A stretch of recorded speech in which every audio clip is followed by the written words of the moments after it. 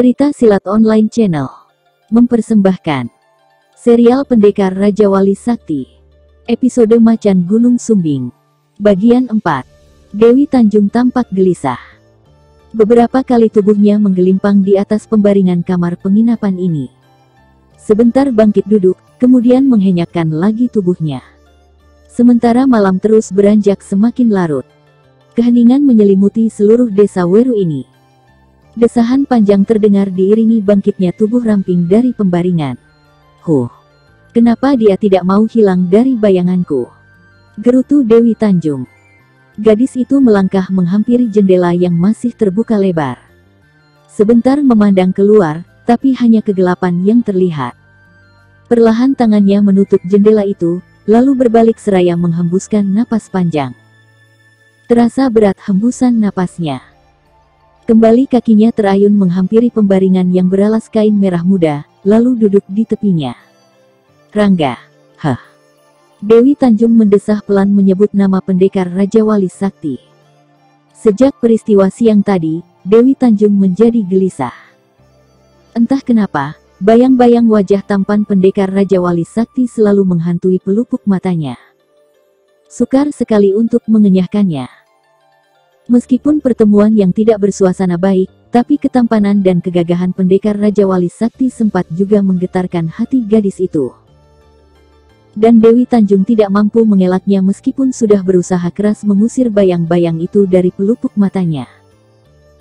Terbayang kembali ketika Rangga memeluk, dan membawanya kabur dari hadapan harimau besar peliharaan macan Gunung Sumbing.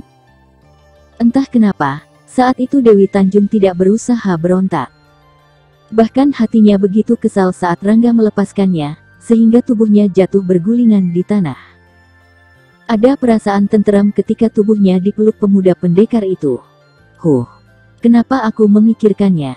Apa sih kelebihannya?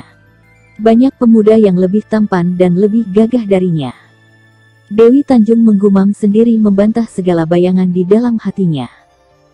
Dewi Tanjung jadi tersenyum begitu membayangkan wajah Rangga bersemu merah ketika bagian atas dadanya terbuka sedikit. Dan pendekar Raja Wali Sakti langsung menyuruhnya pergi. Senyum di bibir mungil yang selalu merah menantang itu, mendadak sirna. Dewi Tanjung mendongakkan kepalanya ke atas. Telinganya yang setajam mata pisau mendengar suara halus di atas atap kamar penginapannya.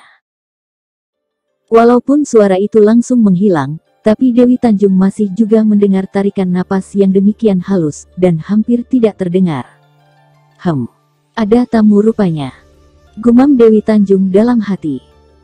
Dewi Tanjung melompat ke sudut dekat jendela ketika atap kamarnya perlahan-lahan terbuka.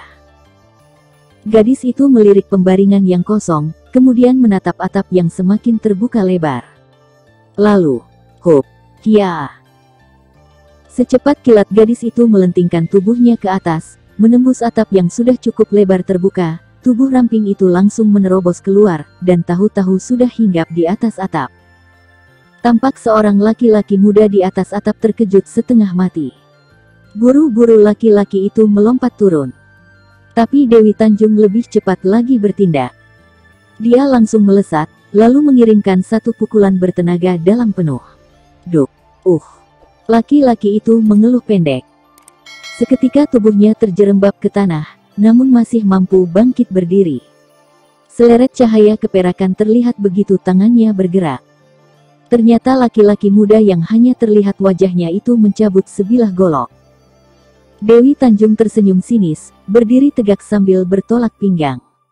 Maling kecil, ingin berlagak di depanku. Dengus Dewi Tanjung mengejek. Aku bukan maling, perusuh keparat.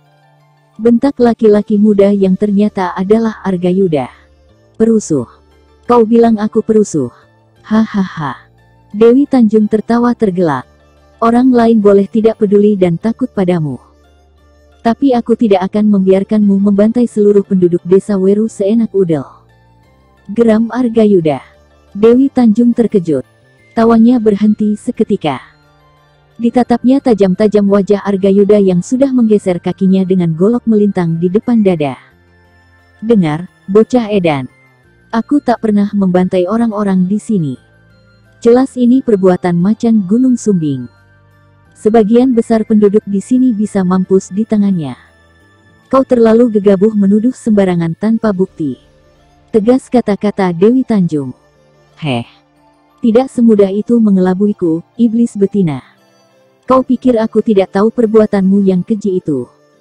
Kau kulihat keluar dari rumah korban, lalu kuikuti sampai ke sini. Dengus Argayuda dingin. Korban. Dewi Tanjung kelihatan terkejut.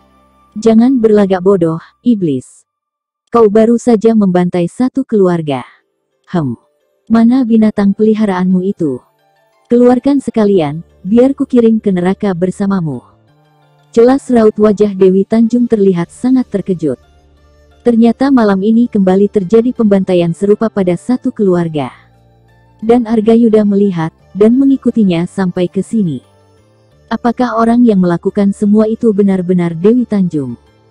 Atau ada orang lain yang juga menginap di rumah penginapan ini? Dan belum lagi rasa terkejut Dewi Tanjung hilang, Argayuda sudah melompat cepat sambil mengibaskan goloknya ke arah leher. Mampus kau, iblis. Kia. Uts. Dewi Tanjung cepat merundukkan kepalanya. Satu desingan keras terdengar melewati atas kepala gadis itu. Dan kembali Argayuda memutar goloknya menyimpang turun mengarah dada. Dewi Tanjung bergegas melompat mundur, tapi Argayuda tidak memberi kesempatan lagi. Dicecarnya wanita itu dengan kebutan golok ke kiri dan ke kanan. Dewi Tanjung terpaksa berjumpalitan berputaran menghindari kibasan golok yang beruntun itu. Hup, kia. Sambil berteriak keras, Dewi Tanjung melentingkan tubuhnya ke atas ketika satu babatan golok mengarah ke kakinya. Dua kali tubuhnya berputar di udara, lalu cepat meluruk turun, tepat di belakang Argayuda. Dewi Tanjung mengibaskan tangannya, langsung menghantam punggung pemuda itu. Argayuda terpekik tertahan. Pemuda itu tersuruk jatuh mencium tanah. Dan belum lagi mampu berdiri, Dewi Tanjung sudah melompat cepat. Kakinya menyambar pergelangan tangan yang memegang golok. Kembali Argayuda memekik keras. Goloknya terlempar jauh, dan menancap di pohon. Sebelah kaki Dewi Tanjung langsung menginjak dada pemuda itu. Argayuda mengeluh seraya meringis menahan sakit pada dadanya. Injakan kaki bidadari pencabut nyawa itu demikian keras, sehingga membuat Argayuda jadi tersengal napasnya. Dadanya juga terasa nyeri, seolah-olah tulang-tulang dadanya remuk. Bahkan Dewi Tanjung semakin menekan kuat saat Argayuda mencoba menggelinjang berusaha melepaskan diri. Punya kepandaian mentah saja coba-coba menantangku, dengus Dewi Tanjung seraya mendupak tubuh Argayuda. Pemuda itu bergelimpangan beberapa tombak jauhnya. Dia berusaha bangkit, tapi dadanya terasa sesak sekali. Argayuda hanya mampu duduk dan bernapas tersengal, namun sinar matanya bersorot tajam penuh kebencian pada gadis cantik yang mempecundanginya. Sedangkan Dewi Tanjung hanya berdiri tegak, lalu berbalik. Gadis itu melesat cepat ke atas atap, dan menghilang di sana. Ki Gedak begitu terkejut saat melihat Argayuda pulang. Tubuhnya limbung, kotor, dan mulut berdarah. Buru-buru laki-laki tua itu menyongsong. Dipapahnya pemuda itu dan dibawanya masuk ke dalam. Argayuda menurut saja saat didudukkan di kursi. Ki Gedak segera membersihkan darah di mulut Argayuda dengan kain basah. Ada apa? Apa yang terjadi denganmu, Argayuda? Tanya Ki Gedak seraya memeriksa tubuh cucunya ini. Dia menyerangku, Ki, sahut Argayuda sambil meringis. Dia siapa? Desak Ki Gedak. Iblis pembantai itu. Ki Gedak terhenyak mendengar jawaban yang tidak diduga-duganya itu. Dipandanginya Argayuda dalam-dalam, seakan-akan hendak mencari kebenaran pada jawaban yang mengejutkan itu. Ki Gedak menoleh ketika mendengar langkah kaki memasuki ruangan depan rumahnya. Tampak Paman Waku dan Eyang Ganjur mendekati. Mereka datang dari ruangan dalam. Argayuda terkejut karena tidak menyangka kalau ada tamu di rumah kakeknya ini. Bagaimana kejadiannya, Argayuda? Tanya Paman Waku langsung. Argayuda memandang Ki Gedak yang hanya mengangguk saja. Rupanya Paman Waku dan Eyang Ganjur sudah mendengar pembicaraan mereka tadi dari dalam. Argayuda menarik napas panjang, lalu segera menceritakan pengalamannya malam ini. Kejadiannya memang berawal dari rasa penasarannya. Kebetulan saat itu dia berada di depan rumah salah satu keluarga Paman Waku. Dari situ terdengar raungan keras yang disusul jeritan melengking saling susul. Argayuda menunggu beberapa saat, kemudian melihat dua bayangan berkelebat keluar dari dalam rumah itu. Paman Waku diam tertunduk. Eyang Ganjur menarik kursi dan duduk di sebelah Argayuda. Sedangkan Ki Gedak hanya diam dengan kepala tertunduk. Argayuda kembali melanjutkan ceritanya. Waktu itu dibuntutinya kedua makhluk tadi sampai hilang di penginapan Ki Raga. Dia mengintai penginapan itu sesaat, lalu melihat salah satu kamar penginapan masih terang. Dicobanya masuk dari atap, tapi pemilik penginapan itu mengetahuinya. Maka terjadilah pertarungan. Argayuda menghentikan ceritanya. Dipandangi wajah-wajah yang tampak menegang penuh keseriusan. "Maafkan aku, Paman. Aku hanya ingin," ucap Argayuda di akhir ceritanya. "Sudahlah, Argayuda. Kuhargai keberanianmu. Tapi aku minta jangan diulangi lagi. Terlalu berbahaya bagi dirimu sendiri," tegas Paman Waku pelan. "Argayuda, kau lihat jelas wajahnya?" tanya Eyang Ganjur. "Tentu. Dia seorang wanita yang masih muda dan cantik. Memakai baju putih, dan pedangnya tersampir di punggung," sahut Argayuda. "Wanita," desis Paman Waku lirih. Eyang Ganjur menatap cucunya itu, kemudian beralih pada Argayuda. Pemuda ini nampak kebingungan melihat perubahan wajah Paman Waku saat mendengar ciri-ciri orang yang tadi bertarung dengannya, dan dicurigai sebagai pelaku pembantaian sadis di desa itu. Tampak kepala Paman Waku menggeleng-geleng beberapa kali. Terdengar tarikan napas panjang dan berat. "Ada apa, Paman?" tanya Argayuda kebingungan. "Hah?" Paman Waku menarik napas panjang. "Benarkah dia seorang wanita, Argayuda?" Paman Waku malah bertanya. "Benar, Paman," sahut Argayuda mantap. Kepala Paman Waku menggeleng-geleng beberapa kali. Kakinya melangkah mendekati jendela. Sambil bertopang di sana, matanya memandang lurus ke depan. Tubuhnya lalu berbalik seraya menghembuskan napas panjang. "Dugaan kita selama ini ternyata keliru, Eyang," ujar Paman Waku disertai desahan napas panjang. "Kau tahu siapa wanita itu, Waku?" tanya Eyang Ganjur. "Entahlah. Aku memang tidak mengenalnya. Tapi apa maksudnya membantai keluarga kita?" Paman Waku seperti bertanya pada dirinya sendiri. Tidak ada yang membuka suara sedikit pun. Masing-masing sibuk dengan pikirannya. Pertanyaan Paman Waku masih menggantung. Di samping itu, mereka jadi khawatir karena sudah 3 keluarga yang terbantai sampai malam itu. Tidak ada yang hidup dari ketiga keluarga itu. Semuanya tewas mengerikan. Tubuh terpotong, atau tercabik. Bahkan ada beberapa yang hilang sebagian tubuhnya. Mungkinkah ini perbuatan macan Gunung Sumbing atau si bidadari pencabut nyawa? Desa Weru semakin dicekam perasaan takut. Mereka kembali digemparkan oleh terbantainya satu keluarga semalam. Tak ada lagi yang berkomentar. Semuanya diliputi perasaan cemas dan kekhawatiran yang dalam. Setiap malam satu keluarga terbantai tanpa ada sisa seorang pun. Segala bentuk dugaan dan cerita-cerita mengerikan bergema dari setiap mulut. Namun semua itu terlukiskan dari perasaan takut yang amat sangat. Jauh di perbatasan desa Weru sebelah barat, tampak pendekar Raja Wali Sakti tengah duduk bersimpuh menyatukan jiwa dan raga pada alam semesta. Tidak jauh di sampingnya, seekor kuda hitam asyik merumput. Seakan-akan tidak peduli terhadap majikannya yang sedang bersemadi. Tampak seorang wanita berbaju putih berlari cepat menembus semak belukar. "Hup!" Rangga bergegas melompat, langsung menghadang gadis yang ternyata adalah Dewi Tanjung. Gadis itu terkejut, dan langsung berlindung di balik punggung pendekar Raja Wali Sakti. Napasnya tersengal tidak teratur. Bajunya tampak kusut dan koyak di beberapa bagian perut dan punggung. Dari sudut bibirnya mengalir darah. "Ada apa?" tanya Rangga. Mereka hendak membunuhku. Mereka masih mengejarku," sahut Dewi Tanjung masih terengah. Rangga memalingkan mukanya ke arah datangnya Dewi Tanjung tadi.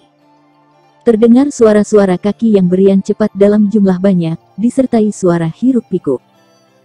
Sebentar Rangga memandang berkeliling, kemudian menarik tangan Dewi Tanjung. Seketika tubuh pendekar Raja Wali Sakti itu melesat ke udara sambil menarik tangan Dewi Tanjung. Kaki mereka hinggap di atas dahan pohon yang cukup tinggi dan rimbun.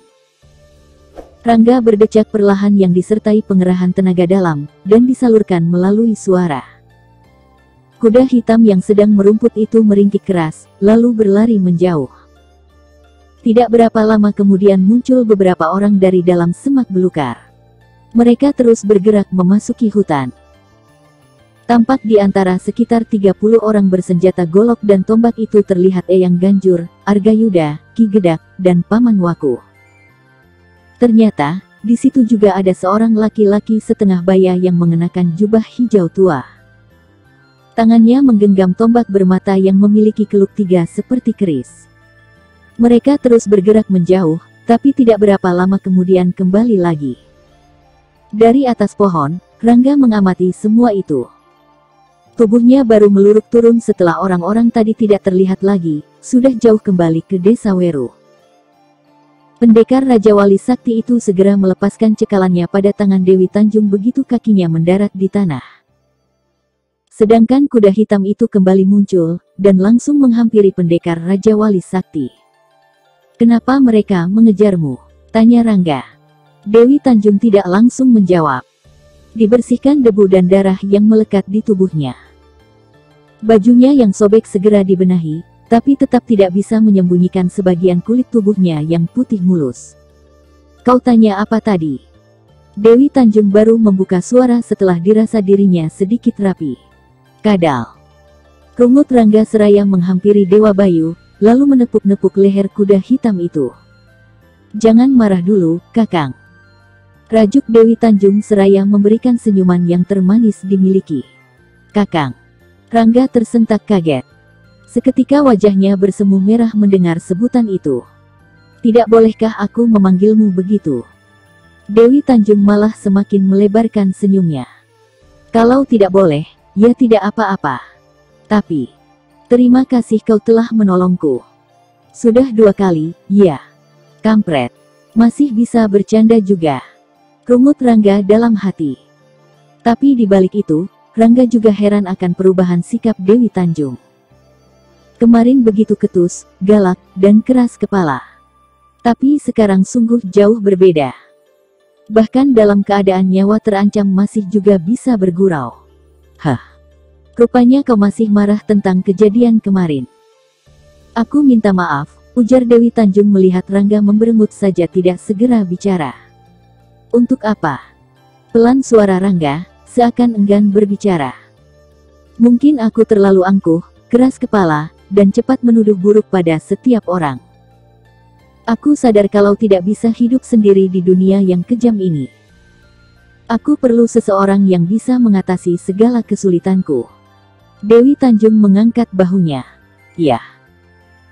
Saat kesadaran itu muncul, mereka malah hendak membunuhku, mengeroyokku, bahkan tidak memberi kesempatan padaku untuk menjelaskan persoalan sebenarnya. Aku dituduh telah membantai beberapa keluarga secara keji. Padahal aku tahu siapa yang berbuat semua itu." "Siapa?" tanya Rangga cepat. "Macan Gunung Sumbing," sahut Dewi Tanjung. "Dialah yang menjadi biang keladinya. Bukan hanya di desa Weru ini, tapi juga di desa-desa lain sebelumnya. Tidak terhitung lagi, berapa orang yang menjadi korban kebiadabannya. Dan kau memburunya untuk menghentikan perbuatannya. Bukan hanya itu." "Oh." Lantas, Dewi Tanjung diam sesaat. Ditariknya napas panjang-panjang. Wajahnya berubah mendung seketika. Rangga mendekati gadis itu dan memegang pundaknya. Di bawahnya Dewi Tanjung duduk di bawah pohon agar terlindung dari sengatan matahari. Raut wajah gadis itu masih terlihat mendung, seperti ada satu kenangan pahit yang tiba-tiba melintas dalam benaknya. "Maaf, seharusnya aku tidak menyinggung masalah pribadimu," ujar Rangga pelan. "Tidak apa-apa. Kau memang harus tahu masalahnya. Aku sadar betul kalau kemampuanku belum apa-apa untuk menghadapi macan Gunung Sumbing. Modalku hanya nekat. Tapi kematian orang tua dan saudara-saudaraku harus dibalas. Sebentar Dewi Tanjung terdiam. Kembali ditarik napas panjang, seakan-akan ingin dilonggarkan rongga dadanya. Peristiwa itu terjadi kira-kira sebulan yang lalu. Waktu itu aku masih berada di padepokan milik kakekku. Aku tidak tahu lagi apa yang harus kulakukan selain dendam dan ingin membunuh si keparat macan Gunung Sumbing itu. Rangga diam sambil terangguk-angguk. Baru dimengerti, mengapa gadis ini bersikap aneh, keras kepala, dan angkuh. Rupanya di dalam hatinya menyimpan bara api dendam yang luar biasa. Dendam yang sulit dipadamkan sampai kapanpun, sebelum terlaksana niatnya. Tapi sekarang persoalannya menjadi semakin rumit. Semua orang sudah menuduh, Dewi Tanjunglah yang melakukan semua pembantaian keji itu. Memang tidak mudah untuk menjelaskan duduk persoalan yang sebenarnya, kecuali macan Gunung Sumbing sendiri yang mengakui. Itu pun kalau bisa bertemu, atau paling tidak memergokinya saat beraksi. Tapi tidak mudah untuk melaksanakannya. Sedangkan Rangga sendiri tidak tahu, apa maksud sebenarnya macan Gunung Sumbing melakukan pembantaian keji itu. Dan lagi memang tidak ada yang tahu, siapa korban-korban berikutnya. Aku akan membantumu, Dewi Tanjung. Bukan karena aku punya persoalan dengan macan Gunung Sumbing. Tapi yang jelas, aku tidak bisa melihat kekejaman berlangsung di depan mataku, kata Rangga berjanji. Aku percaya, Kakang. Eyang Guru sering bercerita tentang dirimu. Itu sebabnya kau langsung kukenali saat pertama kali bertemu. Juga ketika di kedai itu. Aku pun sudah bisa mengenalimu. Bahkan si keparat itu juga ada di sana, sahut Dewi Tanjung mulai cerah kembali wajahnya. Gadis ini memang selalu periang, meski dalam keadaan yang teramat sulit sekalipun. Kenapa waktu itu tidak bertindak? Tanya Rangga ingin tahu. Aku tidak ingin membuat keributan. Yang kuinginkan hanya pertarungan yang adil antara aku dengan dia saja. Rangga mengangguk-anggukkan kepalanya. Dalam hatinya dikagumi juga keberanian dan sifat Dewi Tanjung yang satria itu. Tapi sayangnya, semua itu tidak didukung oleh kemampuan ilmu olah kanuragan. Dan Rangga sendiri belum yakin, apakah mampu mengatasi semuanya itu. Dia memang sudah pernah bentrok satu kali dengan si macan Gunung Sumbing itu. Waktu itu pendekar Raja Wali Sakti memang sudah bisa mengukur sampai di mana tingkat kepandaiannya. Bersambung ke Macan Gunung Sumbing bagian 5. Masih bersama cerita silat online channel. Jangan lupa like and subscribe. Terima kasih.